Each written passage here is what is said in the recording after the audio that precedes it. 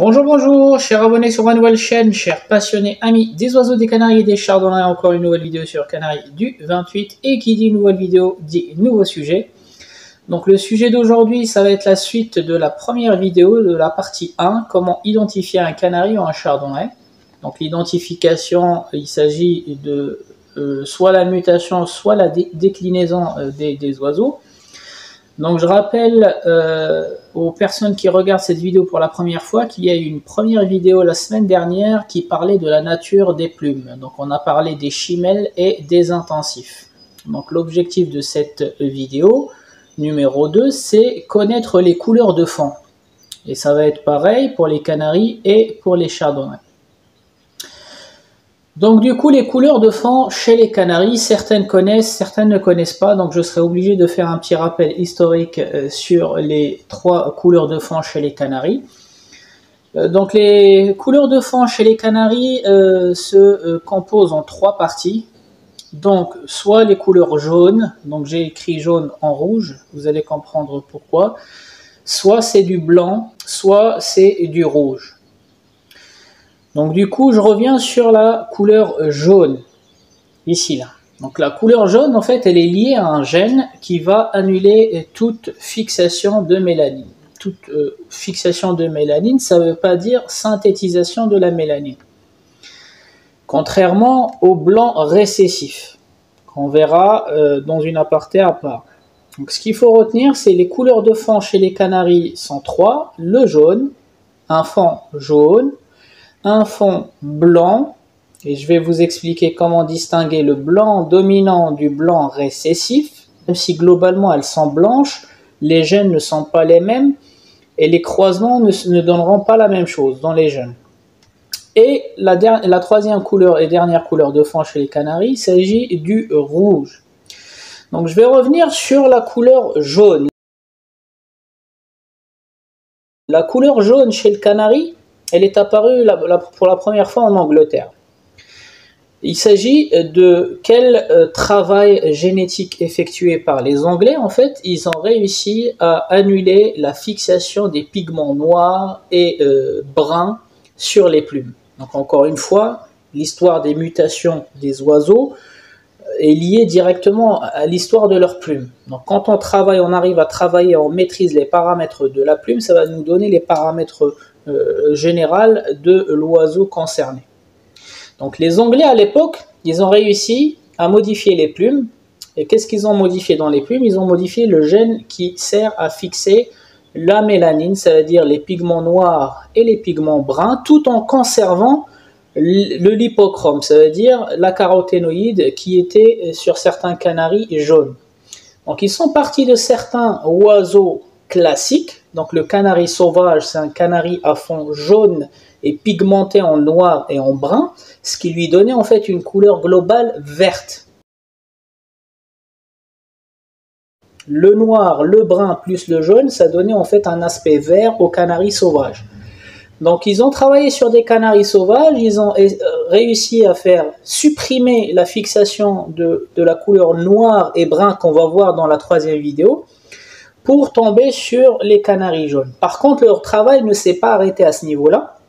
Ça, c'était à peine la première étape. La deuxième étape, c'est qu'ils ont fait en sorte que ce gène qu'ils ont réussi à supprimer puisse se transmettre d'une génération à une autre. Et c'est ce qui est le plus dur aujourd'hui dans les créations des nouvelles mutations. Donc, ce n'est pas le fait d'avoir pour la première fois un phénotype, c'est comment réussir à faire transmettre ce phénotype, ces couleurs, aux générations suivantes. Donc juste pour vous rappeler, pour obtenir un canari jaune, les Anglais sont partis du canari classique qui était à fond jaune, ils ont supprimé sur la plume, ils ont réussi à désactiver la fixation des pigments, ce qui leur a donné les premiers canaris jaunes. Ensuite, avec le travail de sélection d'une génération à l'autre, ils ont réussi en fait à fixer ce gène et à le transmettre aux générations suivantes qui va donner en fait la mutation jaune. Donc voilà pour la première mutation, la première couleur de fond chez les canaris. Deuxième couleur de fond chez les canaris, il s'agit du blanc dominant. Donc le blanc dominant, on l'a vu pour la première fois en Allemagne cette fois-ci. contrairement au jaune qui a été travaillé en Angleterre. Donc le blanc dominant, il a été travaillé par les Allemands. Le blanc dominant, c'est exactement le même travail, la même trame, sauf qu'au lieu de partir sur un canari à fond jaune, ils sont partis sur un canari à fond blanc. Et donc, un sauvage avec un fond qui est blanc, ils ont su désactiver la mélanine, la fixation de la mélanine, ce qui a donné des canaris blancs dominants. Par contre, ils se sont rendus compte que les blancs dominants n'étaient pas purs. Ils avaient toujours quelques petites taches de caroténoïdes jaunes, ou quelques petites taches de mélanine. Ça veut dire la désactivation des gènes qu'on a eu à 100% ici n'ont pas pu être travaillés là-dessus. Après, il y a eu les Anglais, encore une fois, qui ont repris le blanc dominant des Allemands pour le retravailler et ils ont réussi à supprimer 100% de la mélanine comme le jaune. Mais non seulement ça, aussi 100% de la caroténoïde, ça veut dire les pigments jaunes, du canari jaune. Donc, vous voyez comment ils ont travaillé? Donc les Anglais, ils ont récupéré une partie du travail des éleveurs des Allemands, qui était d'obtenir des canaris blancs dominants. Donc le blanc dominant, c'est pas un blanc pur, hein, mais c'est un blanc, il peut être tacheté de jaune ou quelques petites taches de mélanine. Pour en faire un canari blanc récessif qui, lui, il interdit totalement la fixation des pigments, qu'ils soient mélaniques ou lipochrome, jaune ou noir ou brun.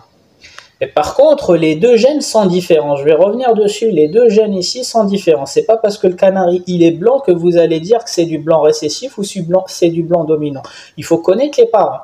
Et donc là, un petit conseil, quand vous achetez des oiseaux blancs, il y a certains éleveurs ou certains débutants, ils connaissent pas en fait la différence. Le canari blanc, pour eux, c'est une seule catégorie. Non, il faut savoir, si vous voulez maîtriser les croisements et les jeunes que vous aurez, il faut savoir est-ce que vous avez acheté du blanc dominant ou est-ce que vous avez acheté du blanc récessif. Il se peut que vos canaris blancs, des fois, ils ont des petites taches jaunes ou des petites taches mélanisées en angle noir. Là, il s'agit directement, on ne se pose pas la question, il s'agit directement du blanc. Mais des fois, quand le canari il est 100% blanc, l'angle, les parties cornées sont blanches, il faut quand même vérifier est-ce qu'il ne s'agirait pas d'un blanc dominant. Donc voilà, donc la première couleur de fond, c'est le jaune. La deuxième couleur de fond, c'est le blanc. Donc je vous ai aussi rappelé les histoires des éleveurs, mais il faut distinguer, dans le blanc, il y en a deux. Il y a une couleur qui est le blanc dominant et une couleur qui est le blanc récessif. Donc la couleur de fond, le blanc dominant, c'est celle qui va nous intéresser. Parce que le blanc récessif, en fait, ce qu'on voit, c'est directement sa couleur de fond. Et il n'y aura pas de mélanine pour le chapitre suivant. La mélanine ne s'installe pas. Donc en fin de compte, le blanc récessif, ce qu'on voit, c'est directement sa couleur de fond. Et le chapitre, il s'arrête là pour lui. Il n'y aura pas le chapitre 3 qui sera la mélanine. Par contre, pour le blanc dominant, il est concerné par le chapitre 3. Et c'est surtout ça qui va nous intéresser pour la suite. Donc le jaune, le blanc et l'histoire du fameux rouge, les amis. Donc toujours c'est un fond, on ne parle que de fond. Le chapitre suivant, on va parler en fait des diversités qu'il y a dans le rouge, des diversités qu'il y a dans le blanc et des diversités qu'il y a dans le jaune avec l'ajout de la mélanine. Mais pour l'instant, on ne parle que des couleurs de fond, les lipochromes. Donc la couleur rouge chez le canari, les amis, elle ne vient pas des gènes des canaris. Elle vient des gènes d'un autre oiseau qui se rapproche du canari. Il s'agit en fait du tarin de Venezuela. Donc, quand je vous parle d'un oiseau rouge, la plupart des éleveurs ils vont tout de suite penser au tarin de Venezuela. Il a une spécificité dans ses gènes, ce oiseau-là. L'oiseau tarin de Venezuela, il peut manger les aliments qu'il trouve dans sa nature, dans son milieu, et il a un gène qui est puissant qui va décomposer son alimentation pour composer la contaxanthine qu'on avait vu dans les vidéos. Et la contaxanthine, en fait, c'est le pigment qui est responsable de la couleur rouge chez le Venezuela, le tarin de Venezuela, aussi appelé le chardonneret rouge. Donc du coup, les éleveurs, ils ont utilisé une technique d'hybridation pour arriver à un canari rouge. Ils ont croisé un mâle tarin de Venezuela sur une femelle canari pour non pas récupérer des jeunes rouges, mais récupérer les gènes du tarin de Venezuela sur les jeunes. Ça veut dire quoi? Ça veut dire les gènes du tarin de Venezuela, ils savent décomposer les aliments pour recomposer la contaxanthine qui sera fixée dans le même corps. Donc c'est ça en fait le travail technique des éleveurs et des chercheurs à l'époque. C'était pas de tomber sur des gènes rouges directement, mais c'était de récupérer les gènes responsables de ce travail de contaxanthine chez les Vénézuéliens. Et je vais vous donner un exemple pour mieux concrétiser en fait l'historique. Vous prenez un tarin de Venezuela, vous lui donnez pas de pâté, vous lui donnez pas de colorant. Vous lui donnez juste une alimentation équilibrée. Pendant plusieurs mois, le tarin de Venezuela ne va pas perdre de sa coloration. Si, bien sûr, l'alimentation est équilibrée. Vous prenez un flamand rose, qui est rouge aussi. Lui, il va trouver son taux de contaxanthine dans les crustacés, les crevettes qu'il mange. Vous arrêtez de lui donner les crustacés, le flamand rose, au fil des temps, va devenir blanc. C'est ce qui explique une différence de couleur dans les parcs zoologiques sur certains sujets de flamand rose. Certains sont rouges, d'autres ils sont un peu rosés, d'autres ils sont tout blancs. En fait, c'est parce qu'ils ne font que fixer la contaxanthine qui se trouve dans les crustacés, comme on a déjà vu dans une vidéo précédente. Alors que le tarin de Venezuela n'a pas besoin d'un apport de colorant. C'est son corps qui va produire le colorant à partir de l'alimentation quand elle est équilibrée. Il va tout décomposer et recomposer le pigment responsable de sa coloration rouge. Et ce que les chercheurs et les éleveurs ont voulu faire avec le canari rouge, c'est de ne pas tomber sur des canaris rouges, mais de récupérer les gènes travailleurs de ce pigment chez le tarin de Venezuela pour les ramener chez les canaris. Et ils ont bien réussi aujourd'hui parce que quand vous allez voir chez des éleveurs, il y a certains oiseaux, certains canaris qui naissent déjà rouges alors qu'ils n'ont pas encore eu le temps de prendre la pâtée ou le colorant. Bah, tout simplement parce que leur corps, en fait, il a certains gènes qui sont communs avec le tarin de Venezuela, c'est-à-dire il fabrique sa propre contaxanthine et il la fixe. Et donc c'est pareil, ce rouge-là, il concerne et les canaris rouges et les canaris rouges à ailes blanches. Donc c'est toujours la capacité à produire ou à fixer la contaxanthine, deux choses différentes. Et aussi les mosaïques, les amis. Donc pour faire des mosaïques, il vaut mieux partir des mosaïques, de parents mosaïques. Pour faire des rouges, ailes blanches, il vaut mieux partir aussi des parents qui ont déjà ce gène-là. Il ne faut pas mélanger n'importe quoi. Et pour faire des canaris rouges aussi, il vaut mieux partir sur des... On va voir aussi des croisements tout en bas. Donc voilà en fait l'histoire des trois couleurs de fond. Donc juste pour résumer cette partie-là avant de partir sur les croisements. La couleur de fond chez les canaris, c'est le jaune, qui est une mutation, c'est le blanc. Et il faut se méfier, il y a deux sortes de blanc, le blanc dominant, le blanc récessif. Et je vais vous expliquer comment, si le vendeur ne sait pas vous répondre si c'est dominant ou récessif, c'est à partir des croisements que vous allez savoir si c'est l'un ou l'autre. Et le rouge, donc à la base, c'est une hybridation pour récupérer les gènes du tarin de Venezuela. Et maintenant, on a des canaris qui ont déjà ce gène-là pour pouvoir les croiser entre eux. Donc maintenant, ce que je vous ai mis, c'est le croisement entre le jaune et le blanc. Donc j'ai distingué le cas où c'est le blanc dominant. Donc quand on met un jaune sur un blanc, c'est pareil que pour les plumes, on s'en fout si c'est mâle ou femelle. Donc quand on met jaune sur un blanc dominant, on va récupérer 50% de jaune et 50% de blanc dominant. Donc vous voyez, en partant juste d'un mâle ou d'une femelle jaune, vous aurez la moitié jaune et la moitié qui seront blanc dominant. Par contre, ce qu'on ne maîtrise pas aujourd'hui et avant de voir les jeunes, c'est le blanc dominant, on ne sait pas comment il va se traduire. Soit il va se traduire à 100% qui ressemblerait au blanc récessif, soit il va se traduire par des petites taches de jaune, parce que l'un des parents est jaune. Souvent, c'est dans les points d'élection. C'est soit autour des yeux, soit autour des épaules, ou soit sur la poitrine ou le croupion des oiseaux. Donc, il s'agit du blanc dominant. Donc, jaune sur blanc dominant donne la moitié des jeunes jaune, la moitié des jeunes blanc dominant. Donc maintenant, on va voir l'autre partie, donc toujours le blanc dominant sur le rouge. Rouge, blanc dominant, pareil. Il va stabiliser. Voilà, donc rouge Blanc dominant, pareil, mâle femelle, ça c'est pareil. Donc on va vous donner la même chose que sur le jaune, 50% de rouge et 50% de blanc dominant. Mais dans tous les cas, ce que vous voyez comme couleur rouge, blanc, jaune, il s'agit en fait des couleurs de fond. Maintenant, vous allez me dire, oui, mais si je mets un jaune sur un rouge, maintenant, comme on a vu ces deux-là, qu'est-ce qui se passerait si je mets un jaune sur un rouge? Bah, en fait, il est déconseillé de faire ce... Vous pouvez le faire, hein, mais dans les concours, en fait, les sujets qui sont issus de ce croisement-là ne sont pas acceptés dans les concours parce qu'ils sont trop loin des standards. Mais les amateurs ou les débutants, ils peuvent toujours, ou ils l'ont déjà fait, jaune sur rouge. Vous pouvez avoir soit du rouge, vous pouvez avoir soit du jaune orangé, mais voilà, le rouge que vous avez, il est tellement mauvais que vous pouvez pas aller au concours pour la catégorie des canaris rouges.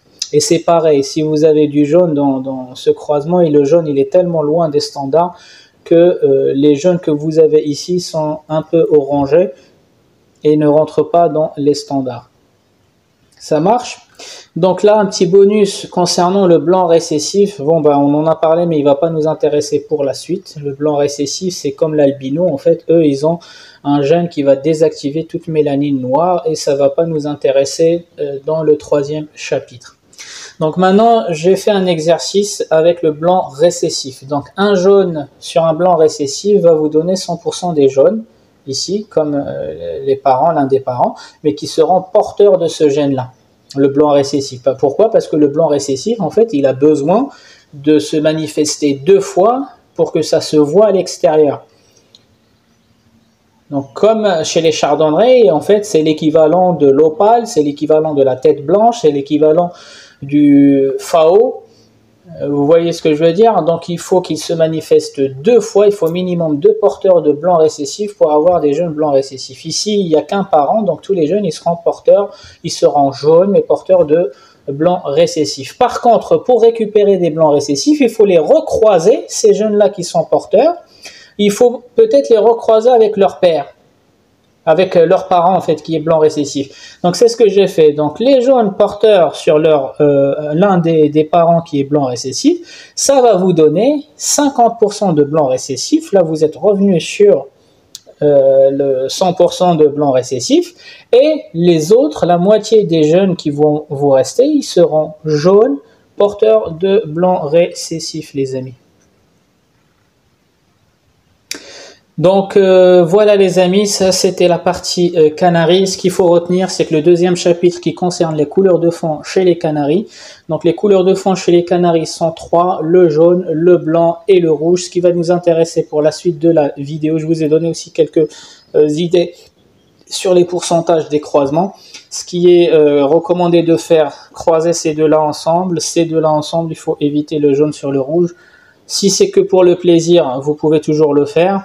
Ça vous fera toujours des jeunes, mais si c'est pour préparer des concours, des expositions, vous serez tellement loin des standards qu'il vaut mieux éviter ces accouplements. Les amis, je vais basculer tout de suite sur les couleurs de fond des chardonnerets aussi, pour vous expliquer ce que c'est les couleurs de fond chez les chardonnerets. Donc voilà les amis, donc première information, c'est que les chardonnerets, ils ont un fond mélange de blanc et de jaune. Donc maintenant, la question c'est comment se répartissent cette partie blanche et cette partie jaune. Donc du coup, pour vous expliquer là, j'ai essayé de vous dessiner une petite courbe qui sera peut-être plus claire que vous parlez des chiffres directement. En fait, j'ai dessiné dans cet axe-là le pourcentage des fonds, que ça soit jaune, donc en courbe rouge, c'est le pourcentage des jaunes, de la couleur jaune sur un chardonneret, et en bleu c'est le pourcentage de la couleur blanche dans le fond d'un chardonneret.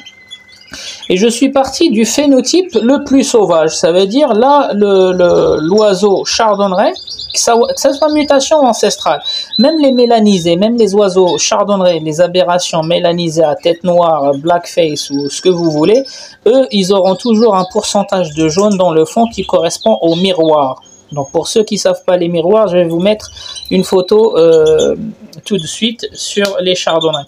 Donc les miroirs caractérisent l'espèce de chardonneret Et donc du coup ces miroirs là on les garde même si le phénotype il est mélanisé ou peu importe. Ces miroirs là en fait ils existeront toujours même chez les panachés. On a vu que les panachés ça efface une partie de la pigmentation, mais ça n'effacera pas la caroténoïde qui est jaune. Ça n'efface que les mélanines qu'on va voir dans la vidéo suivante. Donc ça aussi c'est une technique pour savoir en fait quel fond vos oiseaux ils sont. Si vous avez le même phénotype mais en version panachée, bah, en fait la panachure ce sont les couleurs de fond qu'on va voir à travers les trous dans les pigmentations mélanisées.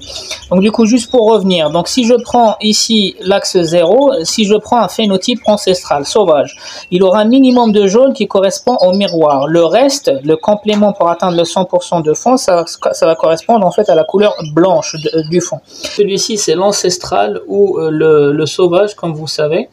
Donc vous voyez très bien que lui il est blanc de partout, le fond il est blanc de partout, il n'a aucune tache de jaune ni sur les poitrines ni sur la tête. Par contre, quand je vous disais que le chardonneret il aura minimum un fond jaune sur les miroirs, il s'agit de ça en fait, les miroirs c'est ça. Donc ça c'est une couleur de fond qu'on voit ici, un peu de blanc, un peu de jaune. Donc ça, c'est une couleur de fond qui ne changera pas chez les chardonnays. Et donc ça, c'est un exemple pour vous donner les degrés de jaune en fait chez les différents canaris. Donc vous voyez que le croupien, il n'est pas du tout jaune, il n'est pas à fond jaune. Les taches blanches dans les rectrices et dans les rémiges ne sont pas jaunes, contrairement au phénotype jaune. Et voilà, il a une nuque à base de blanc, des joues à base de blanc, donc vous voyez.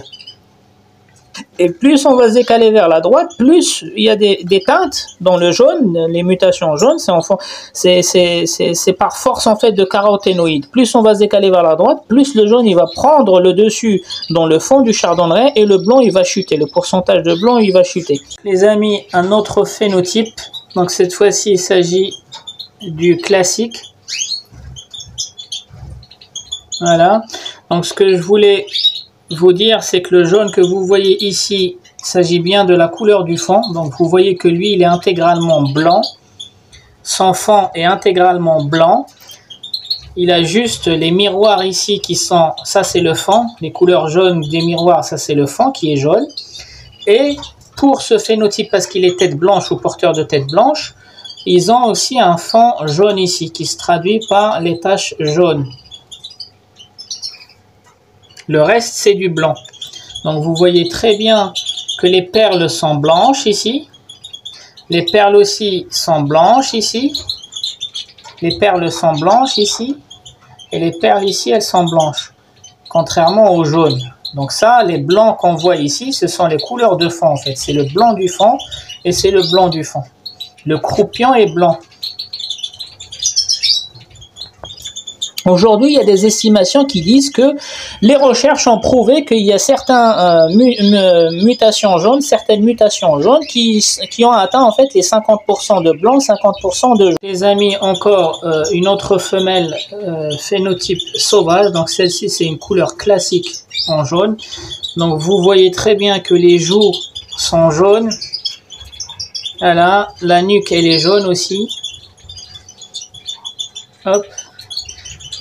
Vous voyez très bien que les perles, en fait les taches qui sont là-dedans, là, les taches qui sont en plein milieu des rémiges, au bout des rémiges, elles sont jaunes aussi, donc vous voyez très bien la différence. Elles sont jaunes, donc c'est bien le fond. Le croupion, les plumes des croupions, c'est jaune aussi. Donc vous voyez aussi les poitrines, c'est jaune. Et le bas du ventre, c'est blanc. Donc vous voyez très bien que aujourd'hui, rien que sur mes oiseaux, en fait, j'ai pas de 100% de jaune. Vous voyez même les couvertures en bas là, comment elles sont. Vous voyez les couvertures, elles sont blanches. D'autres, elles sont jaunes. Vous voyez aussi ici les perles, elles sont jaunes. Donc les trous que vous voyez ici en plein milieu des plumes noires, en fait, ce sont les décolorations, démélanisations. Donc vous voyez très bien que c'est jaune. jaune. Mais le problème en fait, c'est que la recherche elle est toujours pas finie depuis une quinzaine ou vingtaine d'années, parce qu'à savoir que la mutation jaune, elle a été découverte dans la nature. Donc dans les pays, l'Europe de l'Est, le jaune, ils connaissent dans leur nature. Nous, ça nous fait bizarre de voir en France ou en Belgique des chardonnerets jaunes, parce que pour nous, c'est une mutation qui a été développée dans les élevages en captivité. Non, le jaune, il existait dans la nature. Certains, ils disaient que c'était une aberration, mais c'est faux, parce qu'aujourd'hui, on a bien défini les règles de transmission de cette mutation dominante qui est le jaune, et elle sait se transmettre d'une génération à l'autre. Donc, au début, on pensait que c'était une aberration, mais ça n'est pas une aberration, c'est vraiment une mutation qui existait dans la nature. Comme beaucoup d'autres mutations, comme l'agate aussi, qui a été vue pour la première fois dans la nature. Donc du coup, par contre, ce qu'on ne maîtrise pas aujourd'hui sur les couleurs de fond de chardonneret, c'est la limite côté droit. C'est est-ce qu'il existe des chardonnerets à 100% fond jaune et 0% fond blanc ou pas? Moi, personnellement, j'en ai jamais vu. J'ai posé des questions, ça fait des années que je pose des questions à beaucoup de spécialistes dans les mutations jaunes, que ça soit en Italie, que ça soit en Belgique ou que ça soit en Slovaquie. Ils savent pas. Donc aujourd'hui, on n'a pas de réponse sur comment se traduit la courbe à droite. Est-ce que à un moment donné, la courbe du jaune, elle va toucher le 100% du fond? C'est-à-dire, est-ce qu'il existera des chardonnerets qui auront le fond à 100% jaune et 0% blanc ou pas? Moi personnellement, j'en ai jamais vu. J'ai visité beaucoup d'élevages, une cinquantaine d'élevages depuis que je suis dans cette passion. J'en ai parlé avec beaucoup de spécialistes aussi. On ne sait pas. Donc on ne sait pas ce qui va se passer à droite. Peut-être que le jaune n'arrivera jamais, comme ici le blanc, il n'arrivera jamais à atteindre le 100% du fond parce qu'il restera toujours les miroirs qui sont jaunes. Peut-être que de l'autre côté de la courbe, c'est pareil. Donc voilà, juste pour résumer la partie chardonneret. Donc le chardonneret, il a un fond mélangé avec deux parties, une partie blanche, une partie jaune. Le minimum, le jaune, il se retrouvera sur les miroirs. Et le maximum, on ne sait pas. Est-ce qu'il pourra atteindre les 100% du fond ou pas? Le blanc aussi, c'est pareil. Le blanc, il n'atteindra jamais les 100%. Pourquoi? Parce qu'il y a la partie miroir qui l'empêche en fait de prendre le 100% du fond. Donc voilà les amis, je vous mets quelques photos. Donc, les amis, ici il s'agit d'un phénotype agate tête blanche jaune, une femelle de chez moi. Donc vous voyez que la nuque elle est jaune chez elle, donc on ne sait pas traduire ça par un pourcentage de jaune. Mais vous voyez aussi qu'il y a certaines parties qui sont blanches, on va le voir après. Donc vous voyez qu'il y a certaines parties qui sont blanches. Le croupion, certes, il est jaune. Là, vous voyez que les plumes des croupions sont jaunes. Donc, elle a un pourcentage de fond qui est blanc, un autre qui est jaune. Et vous voyez surtout